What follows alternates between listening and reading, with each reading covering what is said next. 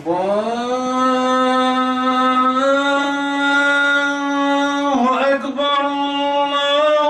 أكبر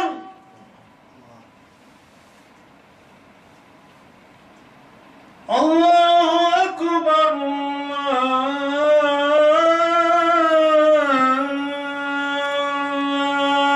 الله أكبر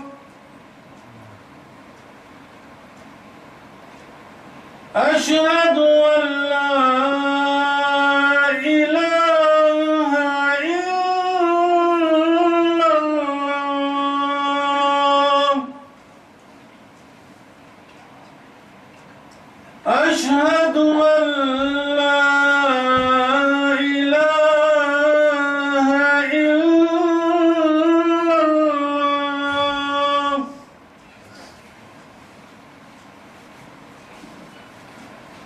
أشهد أن محمدًا رسول الله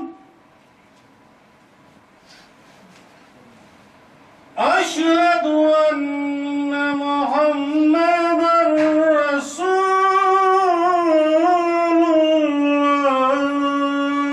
الله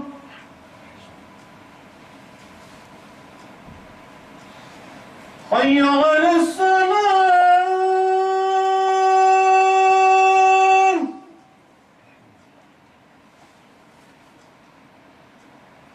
حي على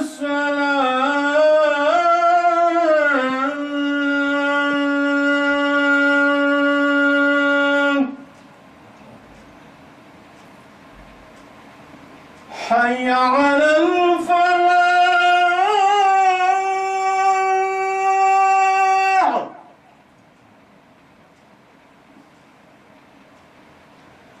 حي على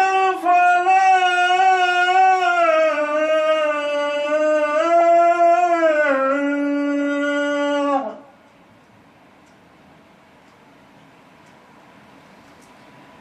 الله أكبر الله أكبر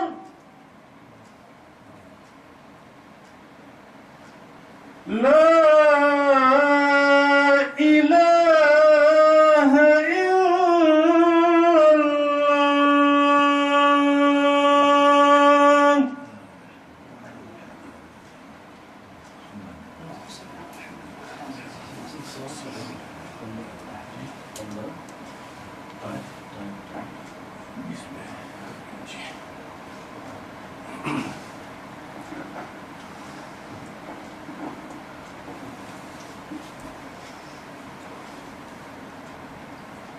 إن الحمد لله نحمده ونستعينه ونستغفره ونؤمن به ونتوكل عليه ونعوذ بالله من شرور أنفسنا ومن سيئات أعمالنا من يهده الله فلا مضل له ومن يضلل فلا هادي له وأشهد أن لا إله إلا الله وأشهد أن محمدا عبده ورسوله أما بعد فإن خير الحديث كتاب الله وخير الهدي هدي محمد صلى الله عليه وسلم وشر الأمور محدثاتها وكل محدثة بدعة وكل بدعة ضلالة وكل ضلالة في النار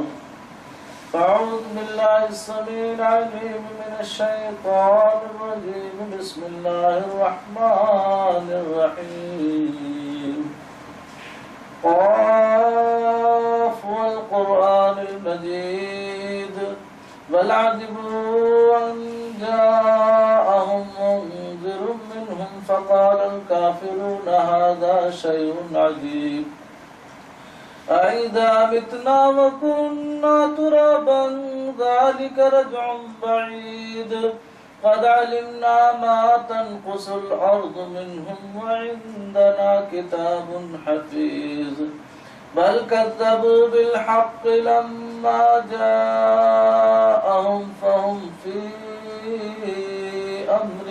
بهيج أفلم ينظروا إلى السماء كيف بنيناها وزيناها وما لها من فروج والأرض مددناها وألقينا فيها رواسي وأنبتنا فيها من كل زوج بهيج تبصرة وذكرى لكل عبد منيب ونزلنا من السماء ماء مباركا فأنبتنا به جنات وحب الحصيد والنخل باسقات لها طلع نضيد رزقا للعباد وأحيينا به بلدة ميتا كذلك الخروج كذبت قبلهم قوم نوح وأصحاب الرس وثمود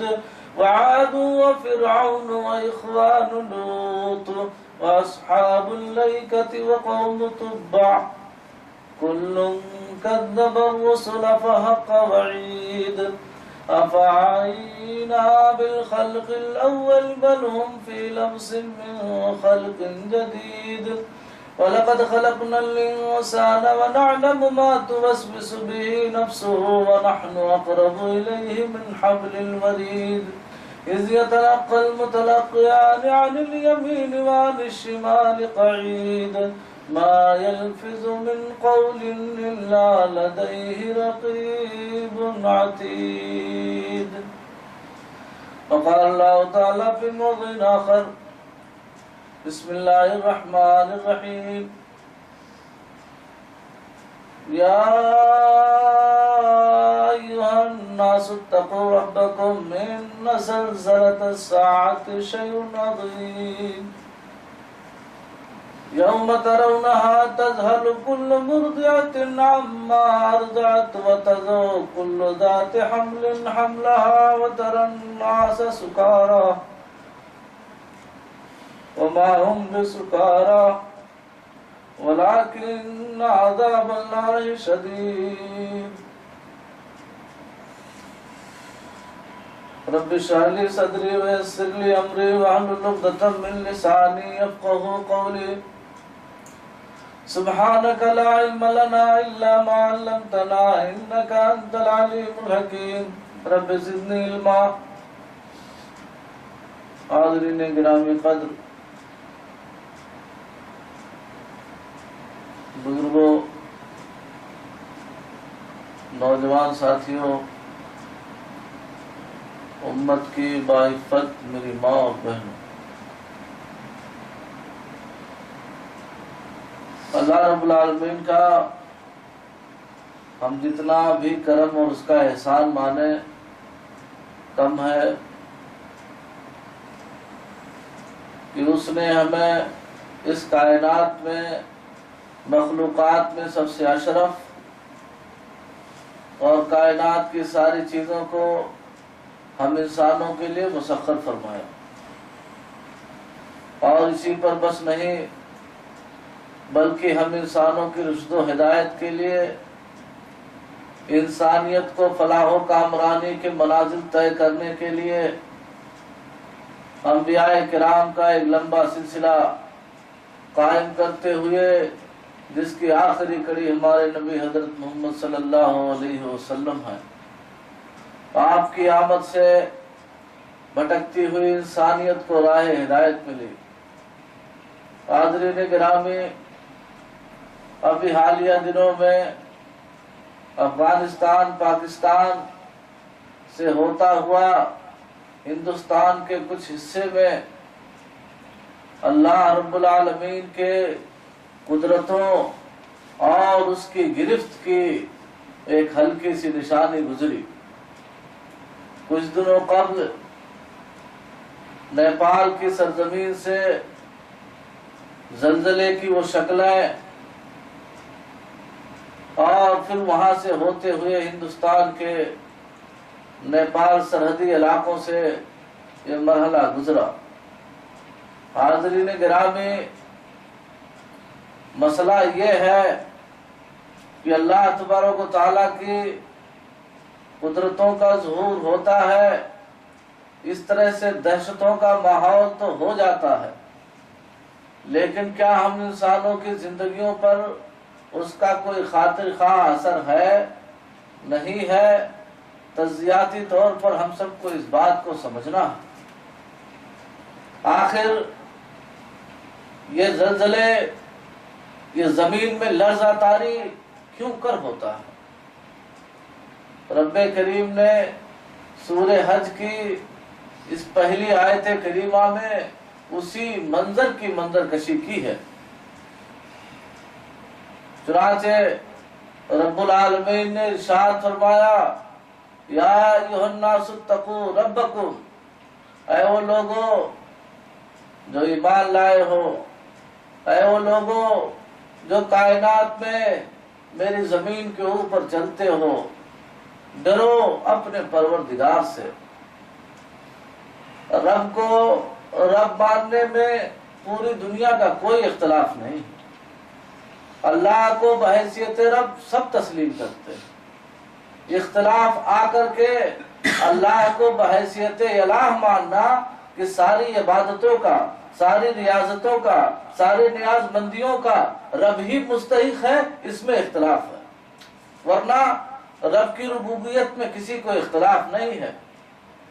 چاہے وہ اللہ کو مانتا ہو، اس کی عبادت کرتا ہو، نہ کرتا ہو، لیکن وہ ہر لحاظ سے رب کو اس بات پہ تسلیم کرتا ہے کہ اس کائنات میں انسانیت کو وجود بخشنے والا رب کی ذات ہے۔ اس کائنات میں جتنے بھی مخلوقات ہیں، جتنی بھی اشیاء ہیں، سب کا خالق تنہا اللہ رب العالمین کی ذات ہے، مگر یہ انسان کی نافہمی ہے، یہ اس کے شعور کی غلطی ہے کہ اس نے جس رب کو رب تو مان لیا کہ ہر چیز کی پرورش پرداخت، اس کی نگرانی، اس کی نشو و نما وہ رب کی ذمہ داری ہے، تو ایسے ہی مان لینا تھا کہ جب کائنات کی ہر شے کا خالق وہ ہے، رازق وہ ہے، مربی اور پالنہار وہ ہے، تو یہ عبادتوں کا بھی ہر طرح کا مستحق رب کی ذات ہے۔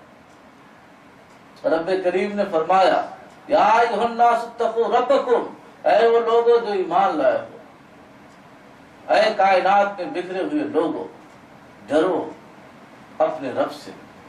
یا ایھا الناس اتقوا ربکم، اے لوگوں تم اپنے رب سے ڈرو۔ کیوں؟ یہ ڈرنے کا معاملہ کب ہو جائے گا؟ تو ایک وقت آئے گا کہ تمہاری دہشت کے مارے طبیعتیں بگڑ جائیں گی، تم حواس باختہ ہو جاؤ گے، تمہارے ہوش ٹھکانے نہیں رہیں گے۔ اس لیے اس وقت کے آنے سے پہلے ضروری ہے کہ انسان رب کے تقوی اختیار کرے، رب سے ڈرنا شروع کر دے، رب سے ڈرنے لگ جائے۔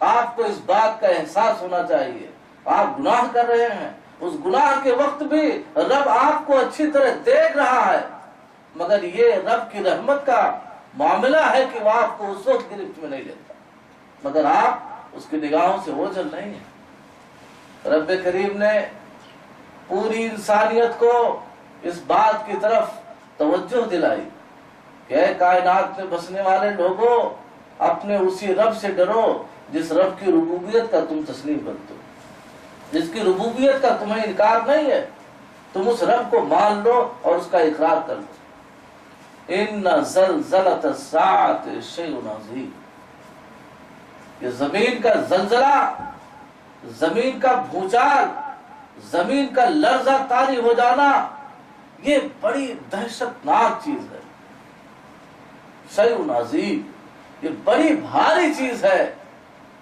کیا ہوگا؟ منظرنامے جنہوں نے دیکھے ہیں، جو لوگ ان ایام میں ان جگہوں پر رہے ہیں، ان لوگوں کا بیان ہے کہ قرآن کریم نے جس بات کی عکاسی کی ہے وہ حقیقت میں اس سے کہیں زیادہ سچ ہے۔ یوم ترونہا تذہل کل مرضعۃ عما ارضعت،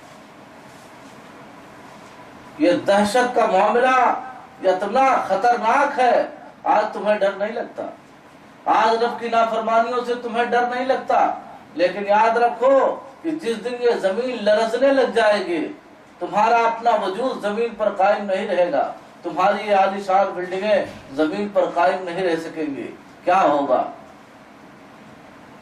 عورتیں نہیں، یوم ترونہا، اس دن تم دیکھو گے کہ دودھ پلانے، مرضعاتن کہا قرآن نے۔ مرضعہ اس عورت کو کہتے ہیں جو بچے کو دودھ پلا رہی ہو، اور اسی سے ایک لفظ آتا ہے مرضع۔ مرضع کا معنی یہ کہ وہ عورت جس نے بچے کو دودھ پلایا ہو، بچہ 2 سال ہو گیا ہو، 4 سال ہو گیا ہو، 10 سال کا ہو گیا ہو، تو عورتوں کو اس بچے کے تعلق سے اتنی محبت نہیں ہوتی ہے جتنا کہ گود والے بچے سے ہوتی ہے۔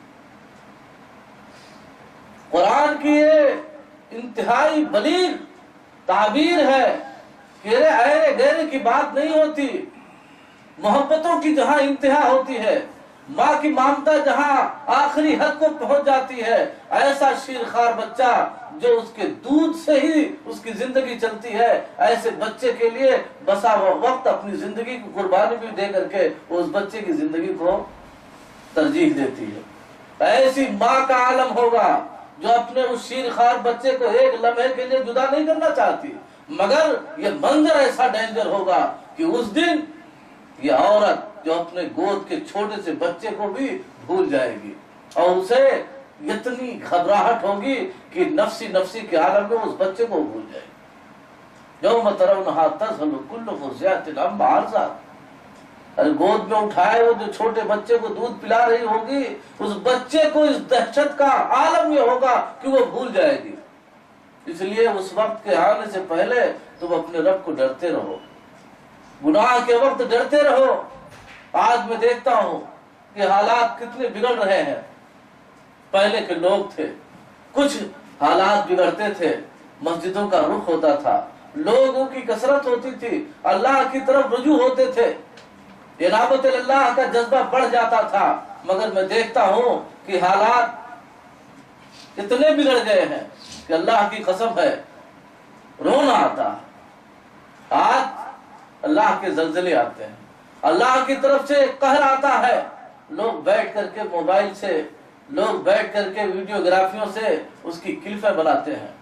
ارے بھائیو، آپ غور کیجئے، ایک وقت ایسا بھی آئے گا کہ کائنات میں کوئی ویڈیو کلپ نہیں بنا سکے گا۔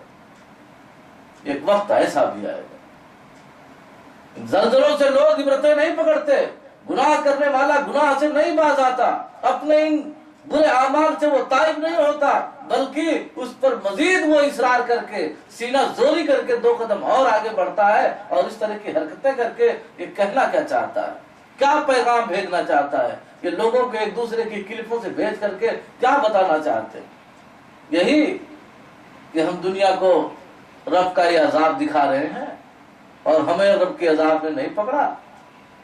ڈریے اس رب کے عذاب سے، جس دن کہ خوفناکی کا عالم یہ ہوگا کہ ماں اپنے چھوٹے بچے کو بھول جائے گی جس کے لیے وہ پوری زندگی اپنی قربان کرنے کے لیے تیار رہتی ہے۔ اس لیے یہ دنیا کے لہو لعب، تماشے اور دنیا کی یہ ساری چیزیں 6 معنی دار، کوئی معنی نہیں رکھتے۔ یوم ترونہا تذہل کل مرضعۃ عما ارضعت وتضع کل ذات حمل حملہا وتری الناس سکارا۔ اور یہی نہیں، اس منظر کی دہشت کا عالم یہ ہوگا کہ حاملہ چیزیں اپنے حمل کو ضائع کر دیں گے۔ جو بھی عورتیں اگر حاملہ ہوگی، حمل سے ہوگی، تو رب کا یہ عذاب اتنا ڈراؤنا اور دہشت ناک ہوگا کہ مارے ڈر کے ان کے حمل ساقط ہو جائیں، وقت سے پہلے ہی وہ اپنے حمل کو ضائع کر دیں گی، اور لوگ ایسا لگے گا کہ جیسے بس نشے میں چل رہے ہیں۔ وَتَرَى النَّاسَ سُكَارَىٰ، لوگوں کو دیکھو گے کہ وہ بدمست نظر آ رہے ہیں، ایسا لگے گا کہ ان کو کسی نشے نے ملہوت کر دیا ہو۔ وَمَا هُمْ بِسُكَارَىٰ، لیکن یہ نشے کا معاملہ نہیں ہوگا، یہ بدمستی کا عالم نہیں ہوگا، بلکہ رب کے عذاب کی شدت کا یہ عالم ہوگا کہ لوگ باولے نظر آئیں گے، دماغ کام نہیں کرے گا. اور تجزیاتی رپورٹیں اگر آپ نے پڑھی ہیں تو آپ کو معلوم ہوگا کہ جو لوگ ان ایام میں ان جگہوں پر رہے ان کا کہنا ہے کہ چارپائیوں پر لیٹے ہوئے انسان اس پر نہیں رہ سکے, سیدھا زمین پہ آ گئے. کھڑے ہوئے تو وہ کھڑے نہیں رہ سکتے, دوڑ کے بھاگ رہے کہ گھر تک چلے جائیں, زمین پہ گر گر پڑ رہے ہیں.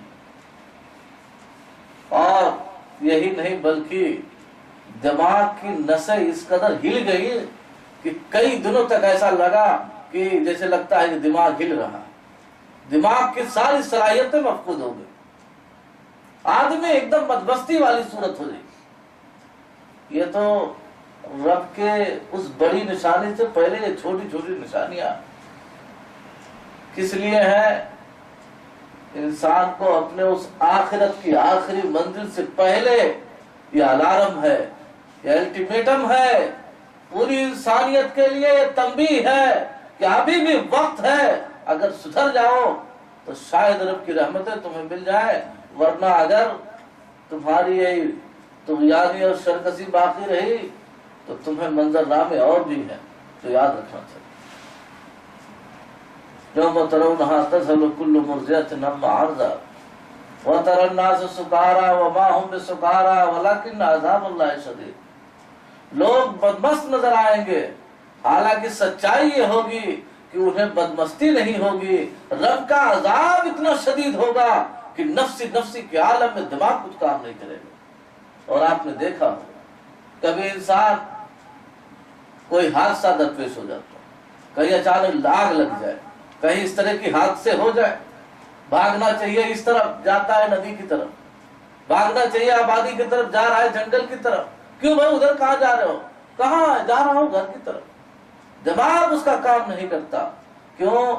رب کی پکڑ سے انسان جب بھاگنے لگتا ہے تو اس کا دماغ ٹھکانے نہیں رہتا.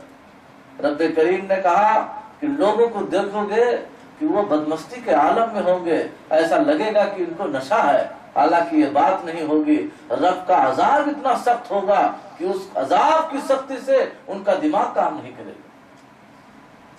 حاضرین گرامی, آج ان حالات کے تناظر میں اگر دیکھا جائے کہ 2 مہینہ 3 مہینہ قبل نیپال کی وادی میں اور ابھی افغانستان اور پاکستان کے علاقوں سے ہوتا ہوا ہندوستان کی سرحدوں کو جو یہ زلزلے کی لہر چھو گئی, کیا انسانیت نے اس سے کچھ سبق لیا؟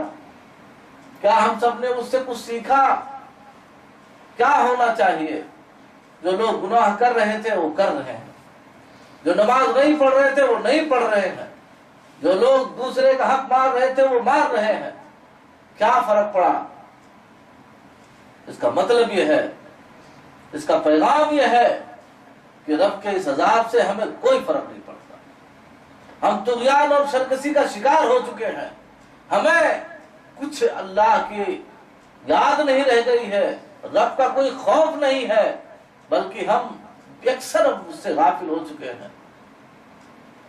امام احمد بن حنبل رحمۃ اللہ علیہ نے اس آیت کریمہ کے حوالے سے بیان کرتے ہوئے مسند احمد کے اندر, امام ترمذی نے اپنی صحیح جامع ترمذی کے اندر اور امام نسائی رحمۃ اللہ علیہ نے سنن کبریٰ کے اندر ایک روایت بیان کیا کہ آپ صلی اللہ علیہ وسلم ایک مرتبہ سفر کے اندر چل رہے ہیں, صحابہ کرام ٹولی ٹولی بنا کر کے پیچھے پیچھے چل رہے ہیں. آپ صلی اللہ علیہ وسلم کھڑے ہوئے اور کہا, اے میرے ساتھیوں, کہتے ہیں آپ صلی اللہ علیہ وسلم کی آواز تھی, ہم لبیک کہتے ہوئے حاضر ہیں. آپ صلی اللہ علیہ وسلم نے ہمارے سامنے اسی آیت کریمہ کی تلاوت کی, یا ایھا الناس اتقوا ربکم ان زلزلۃ الساعۃ شیء عظیم. کہا کہ ہم لوگوں کے سامنے آیت کریمہ آپ نے تلاوت فرمائی, ہمارے تو ہوش اڑ گئے, ہم بالکل ڈر گئے, سہم گئے. نبی کریم صلی اللہ علیہ وسلم نے ہمارے چہروں کی رنگت دیکھی تو کہا کہ اللہ تبارک و تعالیٰ حضرت آدم علیہ السلام کو بلائے گا اور کہے گا آپ ہر 1000 میں سے 999 آدمیوں کو جہنم کے لیے نکال دیجیے۔ کہتے ہیں یہ جب سنا تو ہمارے تو سکتے ہو گئے، ہماری آوازیں گنگ رہ گئی۔ ترمذی کی روایت کے اندر ہے کہ ہم زاروں قطار رونے لگ گئے۔ آپ صلی اللہ علیہ وسلم نے جب دیکھا تو کہا اعملوا وابشروا، کہا رو نہیں، نا امیدی کا شکار نہ ہو، بلکہ عمل کرو اور میری طرف سے خوشخبری لے لو۔ کہا کہ یہ 999 ہوں گے، یہ میری امت کے وہ لوگ نہیں ہوں گے جو میری سنتوں پر عمل کرتے ہوں گے، وہ یاجوج ماجوج کے اولاد میں سے ہوں گے، یا بنی آدم کے وہ لوگ ہوں گے جو کفر پر انتقال کرتے ہیں، یا وہ منافقین میں سے ہوں گے، یا اولاد ابلیس میں سے ہوں گے۔ کہے میرے صحابہ عمل کرو اور خوش ہو جاؤ، اللہ تبارک و تعالی تمہاری تعداد ایسی رکھے گا کہ تم کو جس کے ساتھ بھی ملا دیا جائے گا وہ بڑھ جائیں گے اور تمہاری تعداد بس مختصر رہے گی۔ یعنی اس سے تمہیں دھوکہ کھانے کی ضرورت نہیں ہے کہ 999 جہنم میں اور ایک، تو ہمارا کیا حال ہوگا؟ کہا کہ ایسا نہیں ہوگا، تمہارا ایک آدمی ہوگا، 999 دوسرے ہو جائیں گے، یاجوج ماجوج سے اور دوسرے لوگوں کے، منافقین سے، مشرکین کے افراد میں سے وہ تعداد ملا دی جائے گی۔ اور کہا میری امت کے لوگوں کی مثال ایسے ہے جیسے کوئی کالا گھوڑا ہو، اس کے جسم پر ایک سفید بال ہو، تو تمہاری مثال ایسے، یا اس کی مثال یوں کہہ دیجئے کہ ایک سفید گھوڑا ہو اور اس کے آگے کے پیر میں کہیں ایک کالا بال ہو، تو کہا یہ 999 ایسے جہنم میں جائیں گے اور تم ایک نکال کر کے جنت میں ڈال دیے جاؤ۔ اور پھر آگے چل کر کے آپ صلی اللہ علیہ وسلم نے بیان فرمایا کہ مجھے اللہ کی ذات سے امید ہے کہ جنت میں میری امت کے لوگ 1/4 ہوں گے۔ صحابہ کرام نے اللہ اکبر کا نعرہ لگایا۔ آپ صلی اللہ علیہ وسلم نے کہا کہ میری امت کے افراد جنت میں 1/3 ہوں گے۔ صحابہ کرام نے کہا ہم خوشی سے پھر نعرہ لگائے۔ نبی کریم صلی اللہ علیہ وسلم نے بیان فرمایا مجھے اللہ کی ذات سے امید ہے کہ میری امت کے افراد جنت میں نصف ہوں گے، آدھا میری امت کے لوگ ہوں گے اور آدمی پوری امتی ہوں۔ لیکن میرے بھائیوں، اسی روایت کا سیاق بتا رہا ہے کہ ہمیں خوش فہمیوں کی ضرورت نہیں ہے۔ آج ہم لوگوں کو اللہ نے اگر توفیق دے دی، کلمہ توحید کے ہم پابند ہو گئے، اگر ہم نے اپنا عقیدہ راسخ کر لیا، توحید پر آ گئے، تو بس ہم یہ سمجھتے ہیں کہ بس توحید آ گیا اور اس کے بعد ہم کچھ بھی کرتے نہیں۔ میرے بھائیوں، یہ نبی محترم صلی اللہ علیہ وسلم کے نہ تو صحابہ کا معمول تھا اور نہ ہی کسی بھی موحد کا یہ دستور اور وتیرہ ہے کہ وہ توحید کے بعد نماز نہ پڑھے، دوسرے گناہ کے کام وہ کرتا رہ جائے، یہ اس کا قطعی سایہ نشان نہیں ہے، بلکہ ضرورت اس بات کی ہے کہ ہم اپنے اندر تبدیلی پیدا کریں۔ ورنہ آپ قرآن مطالعہ کر لیجئے، امت محمدیہ کو ایسے بھی نبی کریم صلی اللہ علیہ وسلم نے امت وسط قرار دیا ہے، درمیانی امت، نہ ہماری عمریں زیادہ ہیں، نہ ہمارے قد بہت بڑے ہیں، نہ ہمارے پاس قوتیں بہت زیادہ ہیں، نہ اتنے کمزور ہیں اور نہ اتنے طاقتور ہیں، لیکن آپ جانتے ہیں کہ اسی کائنات کے اندر ایسی ایسی امتیں گزری ہیں۔ سورہ قاف جو روز پڑھا جاتا ہے جمعہ کے روز، آپ اس کا ترجمہ کبھی پڑھ لیں، آپ کو سمجھ میں آ جائے گا کہ اس سورہ قاف کے اندر اللہ تبارک و تعالیٰ نے کیا منظر کشی کی ہے، منظر کیا رکھ دیا ہے۔ میں کہتا ہوں انسان اپنا وجود بھول جائے۔ قوم عاد، قوم سمود، قوم تبع، یہ کون لوگ تھے؟ अरे तुम तो आज क्या है, गिट्टी का घर बनाते हो, सलिए का घर बनाते हो। अरे वो तो वो थे जिन्होंने पहाड़ को ही घर बना लिया था। कौम समूद को अल्लाह रब्बुल आलमीन ने इतना इंजीनियरिंग का मलका अता फरमाया था कि उन्होंने पहाड़ तोड़े और नहीं थे, बल्कि सीधा सीधा पहाड़ उसको तराश करके, उसमें सुराख करके, उसमें महल, उसमें न जाने कौन कौन सी चीजें बना देते। और तुम तो उसकी गिट्टियों से घर बनाते। वो तो वो थे कि उन्होंने पहाड़ ही को घर बना दिया था। लेकिन यही सरकशी जब बढ़ी, रब की ताज़ीर आई, डराया गया, पैगंबरों ने बार बार रब के अजाब की याद दहानी कराई, नहीं माने, सरकशी करते रह गए, पैगंबरों को झुठलाते रह गए, उनकी निशानियों को झुठलाते रह गए। रब करीम ने क्या किया? बस एक लम्हे में चीख आई और उस चीख ने सारे लोगों के दिल फाड़ दिए। ऐसे लगा जैसे चिराग बंद कर दिया। ये अपने अपने घरों में फी दियारिहिम जासिमीन, ये अपने अपने घरों में बुझ के रह गए। जो तले थे, जिनके दिमाग इतने ऊंचे थे, जिनके गर्दनें इतनी अकड़ी हुई थी कि वो पैगंबरों की बातों को खातिर में नहीं लाया। नतीजा क्या हुआ?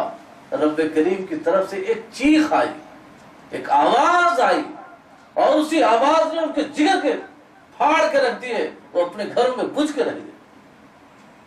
कौम आद, जिसका तस्करा कुरान करीम आप पढ़िए, सूरह हाक़ा, रब करीम ने कहा, क्या कहा कि कौम आद वो ऐसे जैसे खजूर के तने, सखर अलैहिम सबा लयालि व समानियत अय्यामिन हुसूमा फतरल कौम फीहा सरा कान्नहुम आजाज़ु नख़लिन खाविया फअंज़र लहुम मिन बाक़िया।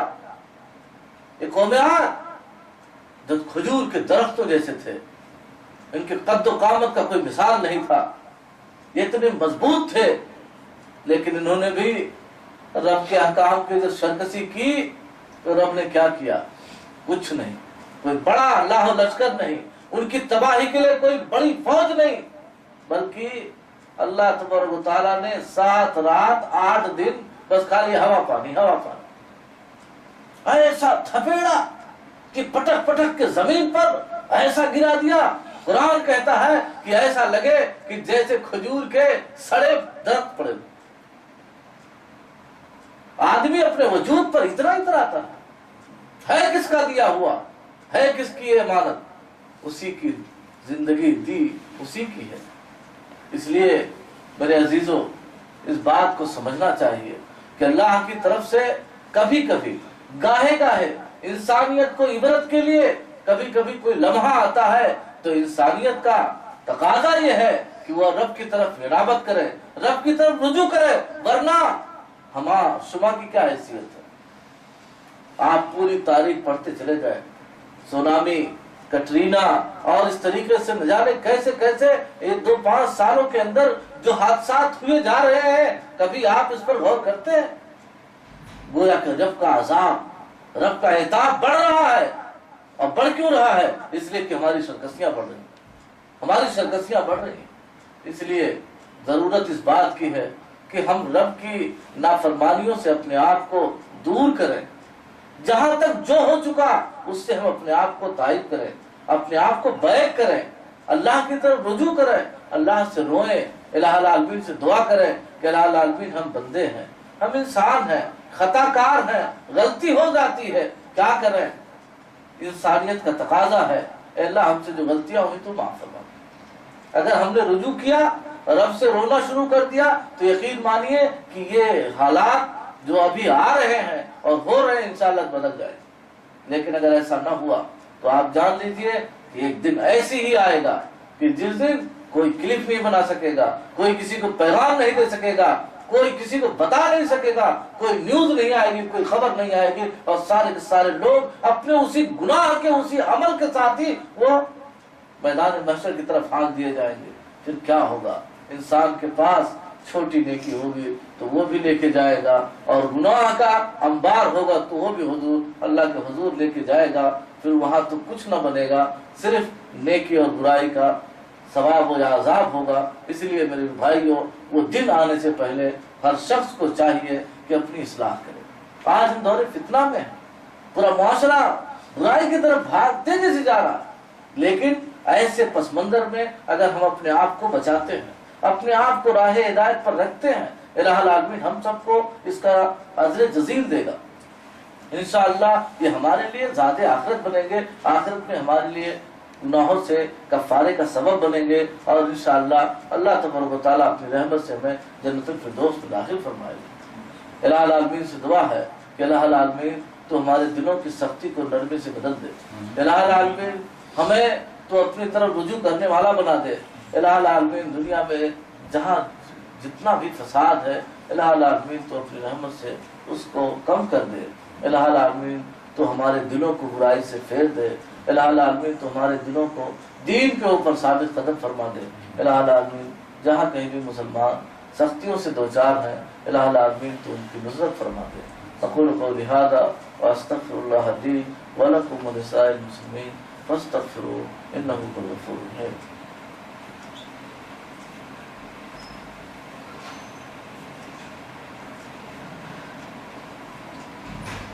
الحمد لله نحمده ونستعينه ونستغفره ونؤمن به ونتوكل عليه ونعوذ بالله من شرور انفسنا ومن سيئات اعمالنا من يهده الله فلا مضل له ومن يضلل فلا هادي له واشهد ان لا اله الا الله واشهد ان محمدا عبده ورسوله اما بعد فان خير الحديث كتاب الله وخير الهدي هدي محمد صلى الله عليه وسلم وشر الأمور محدثاتها وكل محدثة بدعة وكل بدعة ضلالة وكل ضلالة في النار.